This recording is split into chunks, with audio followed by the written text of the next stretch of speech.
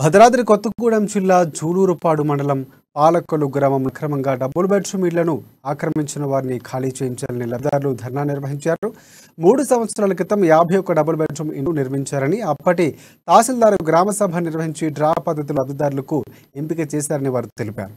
అయితే అదే గ్రామానికి చెందిన సుమారుగా 15 ఇళ్లను ఆక్రమించుకొని అందులో నివాసం ఉంటున్నారని అన్నారు. జిల్లా అధికారులకు ఫిర్యాదు చేసిన న్యాయం జరగలేదని వారు వాపోయారు. తనకు న్యాయం చేసేంత వరకు దీక్ష చేస్తామని వారు స్పష్టం చేశారు.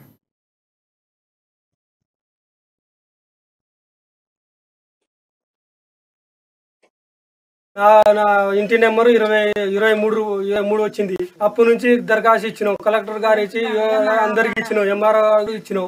ఇప్పుడు మా ఇల్లు కావాలంటే ఇల్లు ఎట్లేదు, గొప్ప చెప్పట్లేదు. మా పరిస్థితి ఏందని ఇప్పుడు టెంట్ వేసుకుని కూర్చున్నాం. నమస్తే అండి.